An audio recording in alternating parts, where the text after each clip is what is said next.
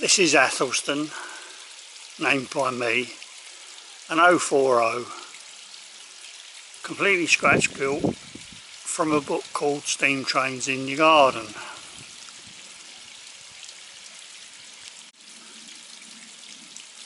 Can't remember where I got the brass nameplates Athelston from, but I've lately discovered, I think, that Athelston was the name of a Viking chief in England of some repute. That's to say, Athelston was of some repute, not that England was of some repute in those days, but when England was under Viking rule.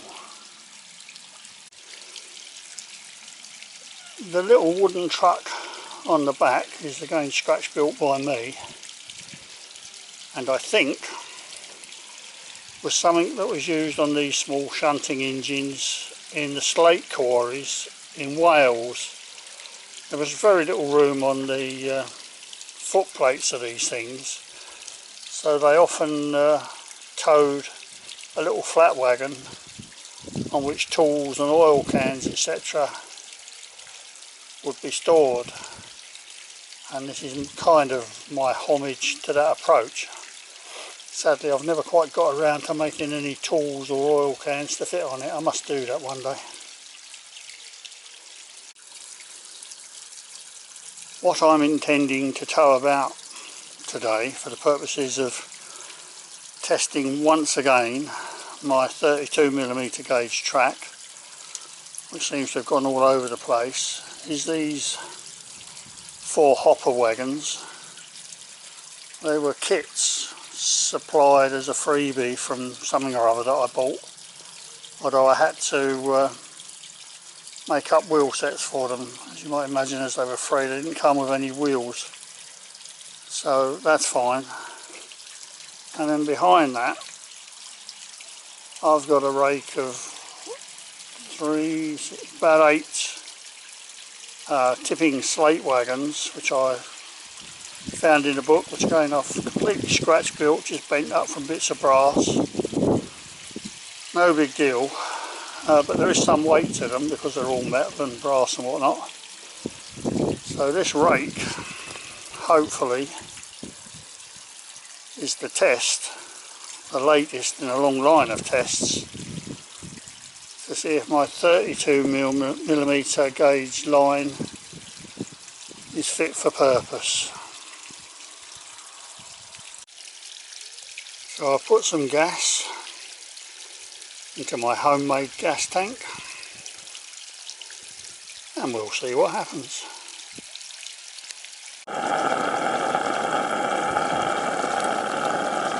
Amazingly, for one of my scratch built locomotives, this one will actually light the burner through the chimney, because the burner's homemade of course. Will light through the chimney as opposed to having to faff about opening the smoke box door. Oh, I've got something right for a change.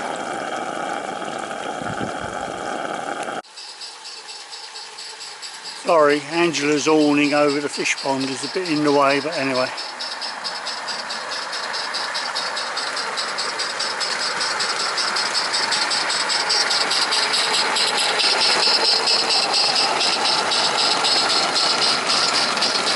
Conditions are right. The homemade chuffer on this little loco works quite well.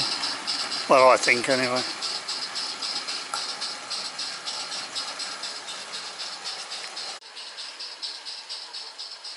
This is the section of track where lately all the derailments seem to take place on the 32mm. The baseboard has walked all over the place.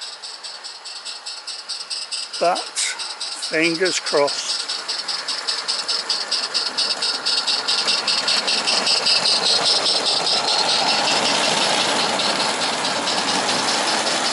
It seems to be alright now for 10 minutes till the weather gets a grip of it again.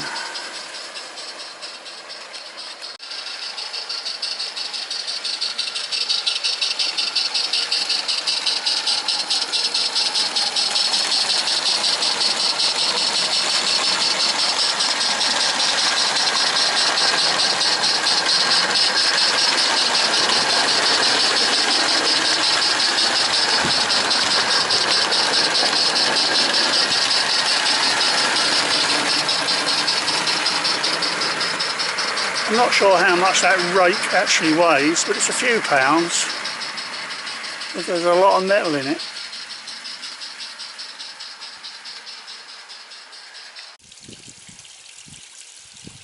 Sort of interesting, which means it's not. Having run the train for a few minutes, I discovered that the pivot pin, which attaches the reach rod on the valve gear, has actually fallen out. So the reach rod is just hanging in free space. But the train continued to run, so it was obviously properly in forward gear.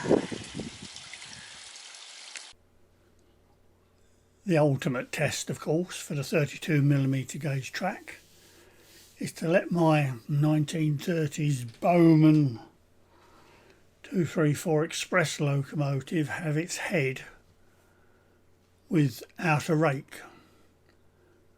But slowly catchy monkey, we will proceed to begin with caution.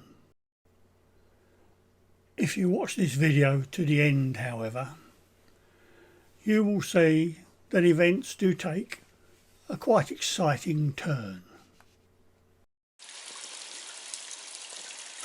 This is my 1930, made in about 1930-34 Bowman locomotive, and it's the first time I've attempted to run it with a bit of a rake. So I've got my hopper wagons and a caboose type job and the homemade tender, and we'll see how we get on. Just heating the water, raise a bit of pressure, see how we get on.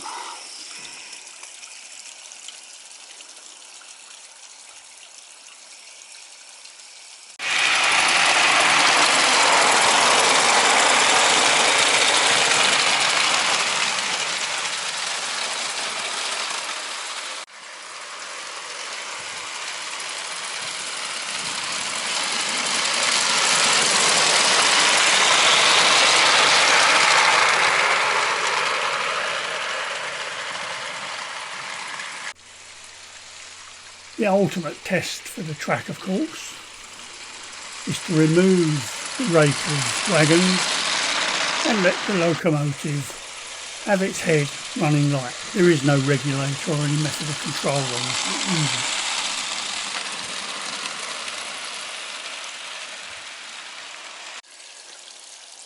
it. Lighting the burner on this locomotive, or burners, I think there's 6 of them, is a bit fraught because you've no option but to pick the locomotive up and light the burners from the bottom, and you do run the risk of getting quite burnt, really.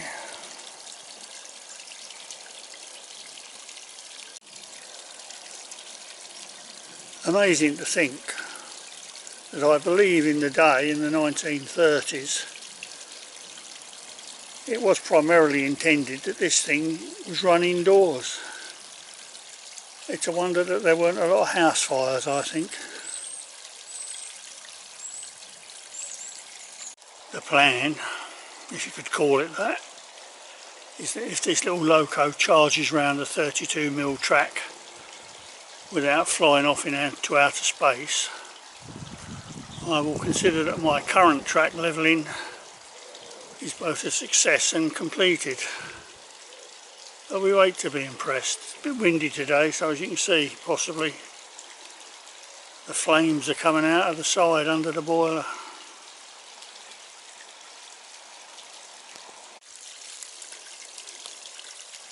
The instructions say that if the worst comes to the worst and this thing tips over, what you're supposed to do is not throw water on it, good plan, but to stand it back up on its wheels and blow the burners out. Well, good luck with that.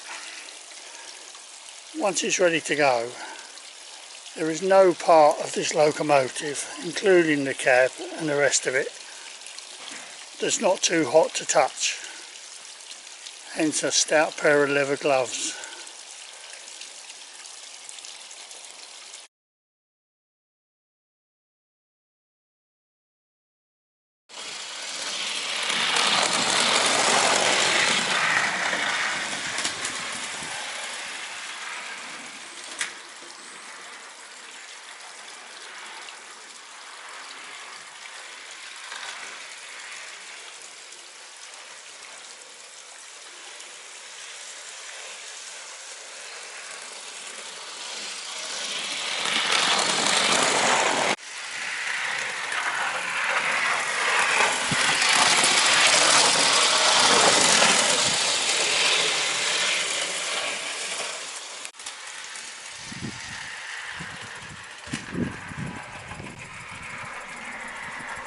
So far, so good.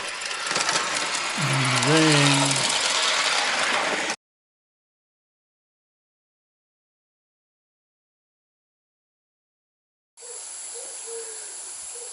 well, as you can see, the inevitable happened. It went over on its side. Flames and spirit everywhere. The damage is noticeable. And the notion that you can simply put it back on its wheels and blow the flames out is completely absurd. I wasn't able to get any video of the incident because I was too busy trying not to die, catch fire and burn the rest of the track out. But there you go. The moral has to be, don't run it light engine. Another little factoid. The wheels on this loco get so hot that when I stood it up and put it on the baseboard, the wheels have actually melted the felt where they stood and sunk in. Running it on a carpet indoors, only if you want to burn your house down. The moral of this story has to be to learn to quit while you're ahead. But bluntly, that is not my style.